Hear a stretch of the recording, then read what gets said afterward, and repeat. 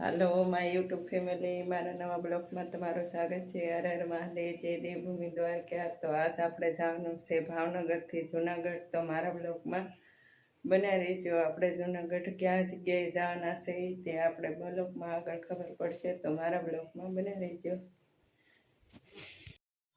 જુનાગઢ જવા માટે જો આપણે બસમાં નહીં અને આ ફેરા આપણે જો રેલગાડીની સફર કરવાના છે અને તમને પણ બધાને બતાવવાના છે કે રેલગાડીની સફર કેવી રહી એમ। તો આ આપણે જુનાગઢ જો રેલગાડીમાં જવાના છે અને એનું ભાડું શું છે તે આપણે તમને કહેશું રેલગાડીનું, કે ભાવનગરથી જુનાગઢનું ભાડું શું છે। અને આપણે જો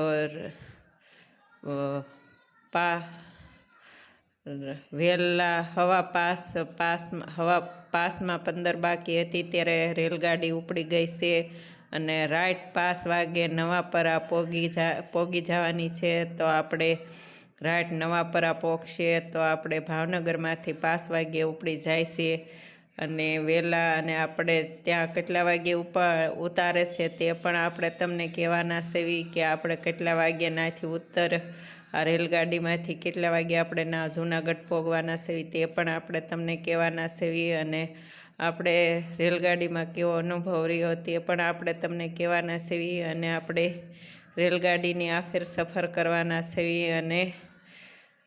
અને અમે લગ્નમાં જઈએ છીએ। તો અમે લગ્નમાં જવાના છીએ।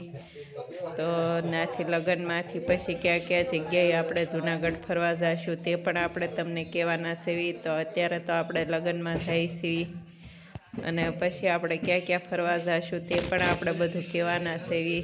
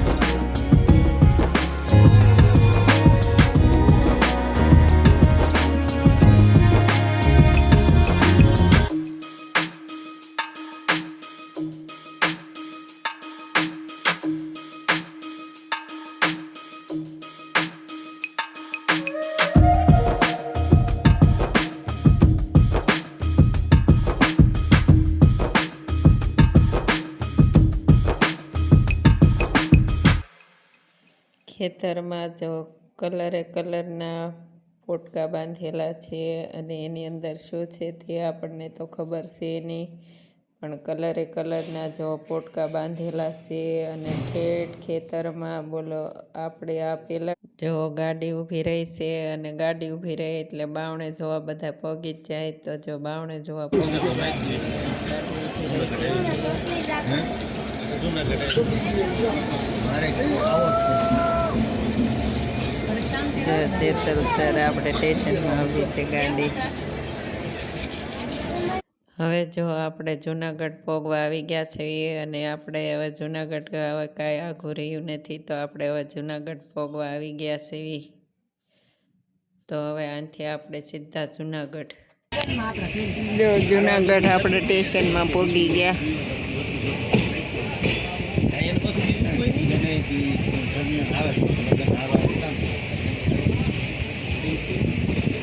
તો આપણે જો રેલગાડીમાં આવ્યા જુનાગઢ.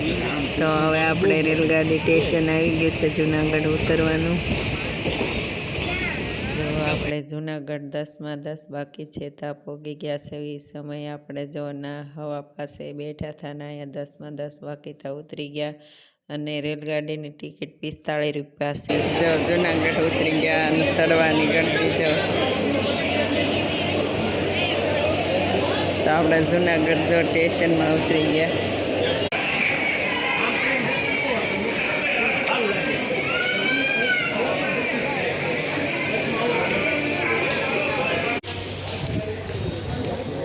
જો આપણે સ્ટેશન ઉતરી ગયા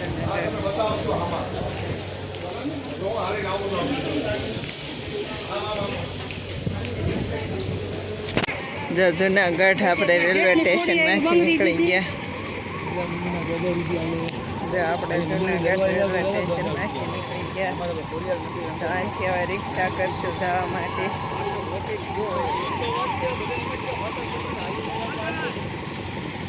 આમાં રિક્ષા કરી લીધી.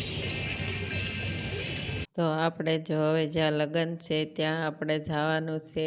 અને આપણે જુનાગઢ લગ્ન કરવા આવ્યા છીએ. અને લગ્ન કરીને તે પછી આપણે જુનાગઢ ફરવાના છીએ. કઈ કઈ જગ્યાએ ફરશું તે પણ આપણે તમને બતાવવાના છીએ. તો આપણે જ્યાં લગ્ન કરવા જવાનું છે ત્યાં આપણે રિક્ષા કરી લીધી છે. અને આપણે રિક્ષામાં જ્યાં લગ્ન છે ત્યાં પહોંચશું. તો મારા બ્લોકમાં બન્યા રહીજો. હવે આપણે જ્યાં લગ્ન છે ત્યાં આપણે જઈએ છીએ રિક્ષામાં. તો આપણે જો રિક્ષા બંધાવી લીધી છે.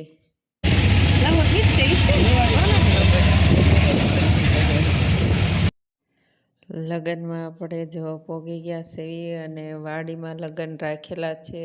તો આપણે એના ઘેરે નથી ગયા અને સીધા વાડીએ લગ્નમાં તે આપણે પહોંચી ગયા છીએ.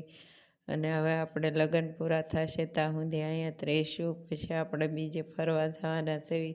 તો આપણે જો દીકરીના લગ્ન છે એ લગ્નમાં આપણે પહોંચી ગયા છીએ. અને હવે અહીંયા લગ્ન પૂરા થાય ત્યાં સુધી રહેવાના છીએ. પછી બીજે ફરવા જાય.